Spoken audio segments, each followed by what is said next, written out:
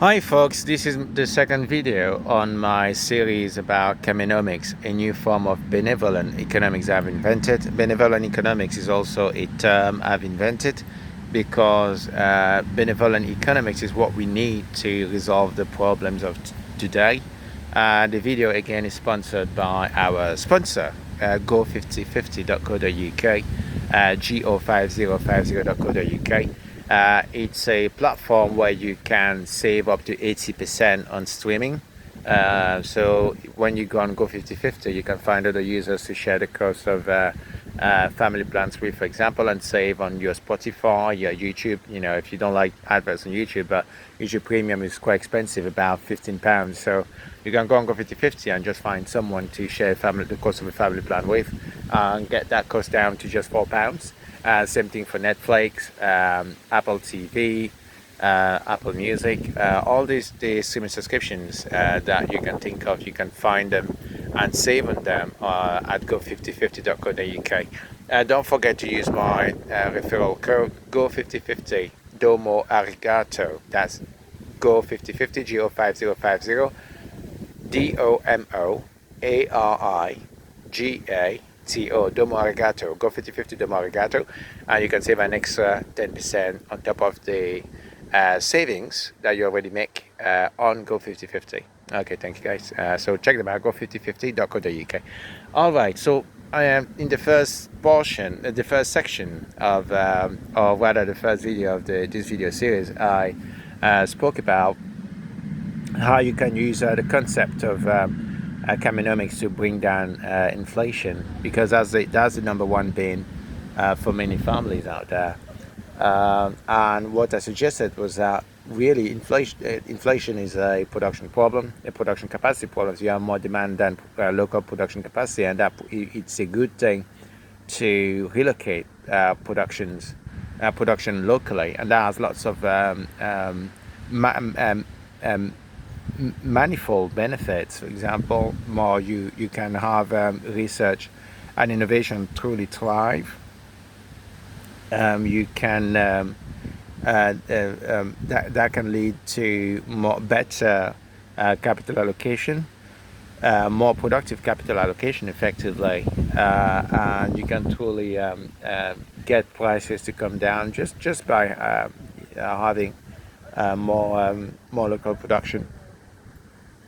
And obviously it means that you can have more people in employment, and so more people in employment, cheaper goods, and that's a good thing.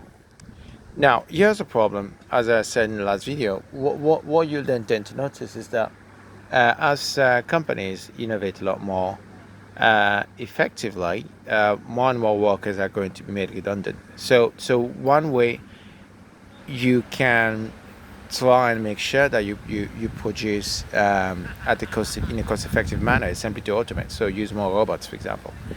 But by doing so, you need less humans. So then what happens? What happens to the humans? Well, that's a really good question, and that is something that's never really tackled in many economics. In fact, in Kamenomics, I advocate that you should seek that automation. It's really important. It's really important that you invest in research and development, spend as much capital as possible to do so, to reduce the costs, to constantly innovate. So what do we do about the workers? Well, the other thing Kamenomics says is that if we want workers to have better conditions, it's really important that there's constant training and retraining of employees in different sectors of the economy, especially sectors that we know are going to be thriving, and the government should be in a position to also nurture those sectors in which the employees train. So, okay, how would that work in practice? Because Kamenomics is not, it's a very practical way of thinking, as opposed to just giving you prescriptions. You have to be practical. So, in effect, what you can say is, okay, for any employee, you work 3 days a week, and for 2 days you're training. So 3 days a week for 2 days you're training. Now, here's a problem as soon as you're an employer. If you're an employer, that's going to cost you money, because the first problem you're going to have is that you might be paying somebody full time to work 5 days a week, but suddenly they only work 3, but you still have to pay them for the full 5 weeks, because you must pay them for the full 5 weeks. So your costs are clearly going to go up. So you're going to try everything to automate. But as we know, automation requires data. So to have that, about 90% of businesses out there have no way of collecting data, meaning even if they have a website, they don't necessarily have access to some kind of database where they can collect data, and they don't even have the staff to manipulate that data. Well, that means that someone has to do it. Well, that's an example of where somewhere where you could train new employees, right? Have people that understand a bit more the software development cycle, how to integrate new computational algorithms, so-called AI, predictive algorithms like AI, and they will also know how to then implement that for the specific company they work with for the other 3 days a week. But for the company that employs them, that's a problem. So what the government can say is okay, I'm going to come in, I'm going to give you a loan, and I'm going to give you a loan to subsidize this, meaning you're going to be able to get those employees coming in for just 3 days a week. But also, because other employees are going to come in, remember, everybody has to train. So there are folks that are probably going to come to train in your own company for 2 days a week. So they're going to learn what the folks that are in training right now are doing, and they could come in and have ways to improve. But the idea is that you have your own employees training for 2 days, and other folks can replace them, but not necessarily. You need to be some kind of attractive industry, but this is why you would need the support of government. But here's the thing. If the government has to come in, the government suddenly has leverage. So the government can impose terms. The government can say, well, if we come in, we want to have access, for example, to some kind of shares, so that if you do well, if you prosper, well, everybody benefits. It's not just you, it's absolutely everybody. And they can also impose good working conditions and force the better capital allocation. So what does that mean? They can say, well, if we're going to give you this money within the company, you constantly need to innovate. And like I said in the first video, that is absolutely necessary for Kamenomics to function. You need to innovate, you need to be benevolent as well. So suddenly, the government has much more leverage. But what does that mean for the employee? Because today this video is about employees. Well, it means that suddenly if you're an employee and you're being trained in different sectors, different companies, you have a lot more leverage, because you don't have to stay at your current company. You're working 2 days a week somewhere else. You're learning other skills. You become more valuable. And because you become more valuable, you have more bargaining power. And therefore, that incentivizes companies to give you better conditions. Why? Because if they don't, then you can walk out. So effectively, it's a small change, but just having employees working 3 days a week and training for the rest, that makes them already can lead very quickly to substantial improvements for the employee. But it also incentivizes the need to automate a bit more. But then that will in itself create new industries, and because someone will need to work on that automation. Okay, good. So effectively, you can recenter the bargaining power with the employee, because to retain the best employee, the employer will probably also offer higher wages, especially if there are not enough people that want to train in the sector, for example. And to offset the higher wages, especially if there are not enough people that want to come in, then they'll need to automate and maybe use more machinery, more software, etc. So this not in a very natural way, it works out for the employee. Now, you can think about the long term, which is, well, we have automated, and more companies need less and less employees. So what do you do? Well, this is an interesting problem that no one wants to tackle right now in any kind of economics, but it's actually it's not really that difficult to imagine what needs to happen then. In fact, it's kind of a problem that they already have in China, where China, in a funny way, is in a slump because they produce very effectively. They produce too much, so companies are not really making that much money. But because they've automated a lot, they don't employ a lot of people. So a lot of people are actually struggling to find jobs. And so there's deflation everywhere, despite the fact that they've had massive productivity growth in China, and productivity is still very high and strong in China, but it's not leading to more economic prosperity for the inhabitants, because for the Chinese, because many companies just automate the manufacturing process so much. Well, this is where you can kind of start to realize that, well, you then need to start innovating on the quality of your products and start thinking more about what can we do, what more can we do to make things better everywhere. Because here's a good example. If houses are manufactured built in a specific way, you could say, well, can we make them more modular? Okay, and can we maybe improve on the current stock? But then that becomes a massive job, because let's say you have houses that are well insulated in China. You say, okay, well, we produce a lot, we produce cheap. Okay, let's think about new design concepts for houses. Well, that's going to take a lot of brain power, and that's also going to take a lot of people to come in and think about how to improve those things. So beyond just innovation on the machinery, you then need to think about, okay, how do we then improve the quality of life? There are always many ways to do so. So once you go beyond efficiencies in production, you can then go incrementally into, well, better quality in everything you do. And you can take that further. You could then go into more ecological means of production. So in effect, Kamenomics, which is benevolent form of economics, advocate for effectively that what do humans want? Economics should serve. First of all, economics are not they're not completely divorced from politics. Politics and economics go together, hand in hand. So Kamenomics truly is a form of it's a political economical science. It's political economics effectively. Good. So, well, politically, as politicians, you have to think of politics as a way of how you want to arrange the affairs of a social unit. When you have a social unit, it's a group of people that come together and they say, what do we want for ourselves?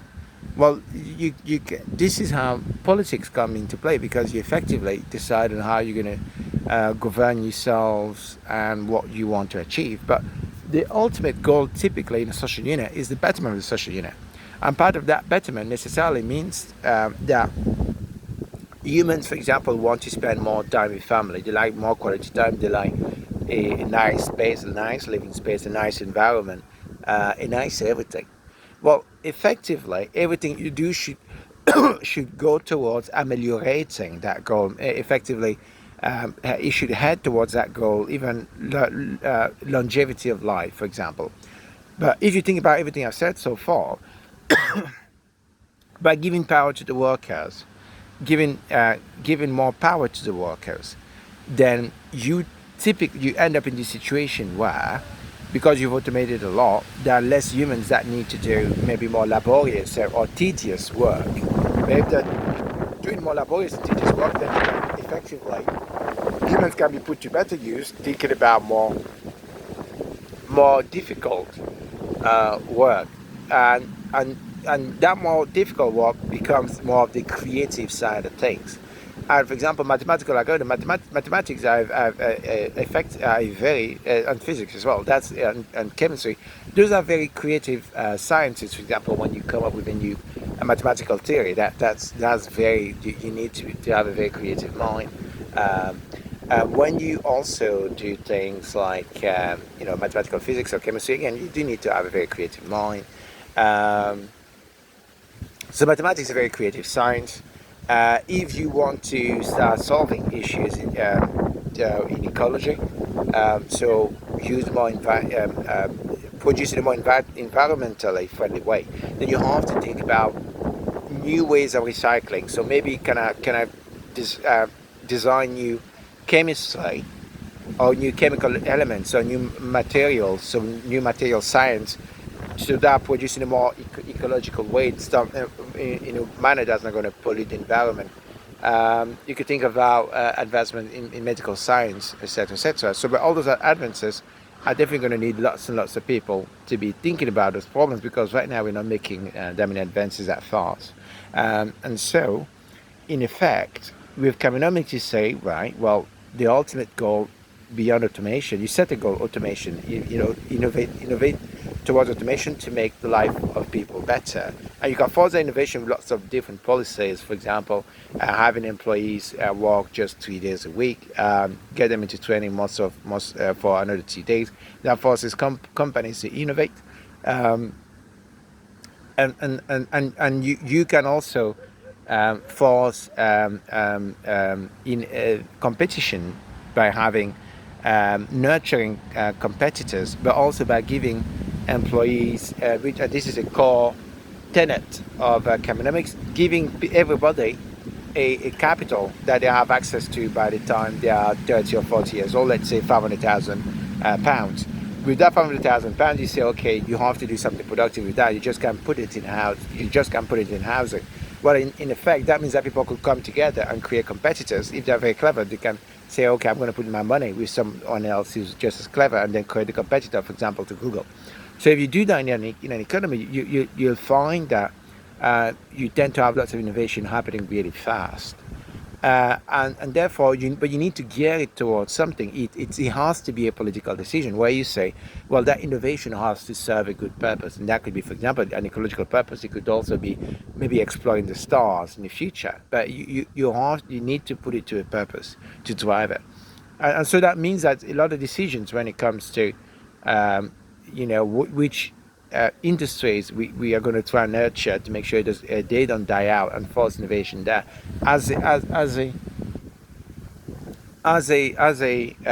state, you have to make the decision. We see that in China, for example. We see that right now in Europe, where decisions are made to invest more in defense, but that's a bit silly because that's not really, it's not that productive. But you could say, okay, let's put a lot of state efforts in combating inflation through the better means of production. Therefore, you're gonna plow money into manufacturing better laptops, better computer chips, etc.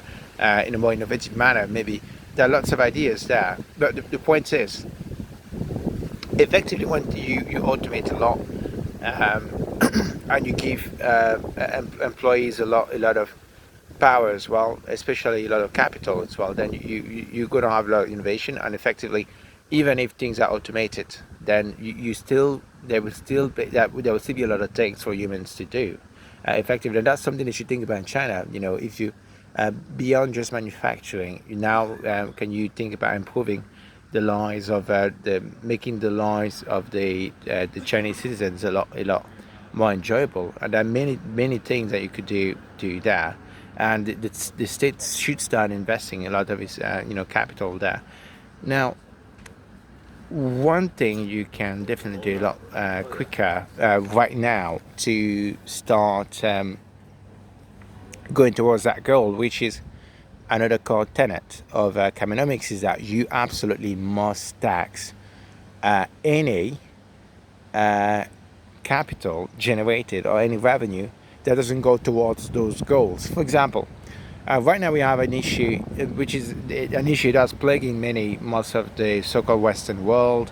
The issue is that a lot of capital goes towards unproductive investment. For example, I mentioned defense, but also property, real estate. Real estate is effectively a dead investment. It's not productive in any way, shape, or manner. So what you could do is say, well, if you are not going to deploy capital, for example, pension funds, if you're not going to deploy capital in something productive, we tax it. Simple as that. We tax it up to 75%. So you have a choice, either when you generate revenue, not just profit, revenue, either you invest that in some kind of R&D, or you think about investing in some product, for example, companies that are innovative that are going to be the future, then no, you effectively you get taxed. Well, that forces capital to be deployed in a more productive manner, which would effectively start to alleviate the issue we have now, which is that it tends to be deployed more into dead assets. And so by forcing such a deployment, suddenly capital becomes more useful. It actually serves the purpose. I mean, the whole purpose of having capital circulating in an economy is to make sure that things improve in the economy.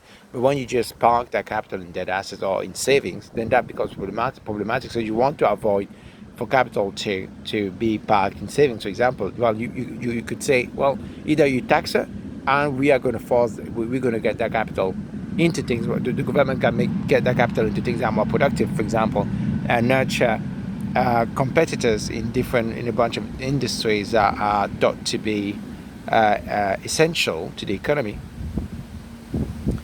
Or you do it yourself, as a company, do it yourself, and that's actually a good thing, because we know in the past that many companies that when the technology you use become past, if you have invested in other companies that then go on to thrive, you might not necessarily survive with the company that you have now, but it does mean that you have holdings in things that are successful. So you can then reinvent yourself as a company, because you've put money, you spread your bets. Right? You've said, okay, I've invested in this and that. Now I'm getting some kind of return, some form of return. So that return is going to help me change what I'm doing, what the main company is doing. And we've seen that. For example, a good company is actually Sony. Sony has invested in Blu-ray, for example. So Blu-ray is not necessarily, Blu-ray has kind of disappeared because internet streaming is now so fast, everything is digital. However, they did invest a lot in their movie studios, and those movie studios have done really, really well. And they've also invested in video gaming, and video gaming did do really well for them, especially during the pandemic. And that has allowed for Sony to become sustainable, and now obviously they're still trying to reinvent themselves, but they have the means to do that. They might not have invested in anything that productive, but the point is, because they spread their bets, then they've done really well. So the point is that if you just keep capital to park it in something unproductive, then you're going to have problems. But if you make it more productive, then that works. So if it's not doing anything productive, it should be taxed. So that's really important for economics. Now, with everything I've said, again, remember the bit I said about giving money to employees. Well, that gives them capital, and that means in Kamenomics, the workers truly become a lot more powerful because they do have access to capital as well. Okay, so this was the second video in our series, and there'll be more to come. Don't forget to visit our sponsor, go5050.co.uk, where you can save up to 80% on streaming subscriptions when you share the cost with other local users on Go5050. Use my referral code, Go5050 Domo Arigato. That's GO5050 DOMOARIGATO. Go5050 Domo Arigato at go5050.co.uk, and you can save an extra 10% on the already enormous savings that you're going to make on your subscription cost at Go5050. Thank you guys, and until the next video. Bye bye.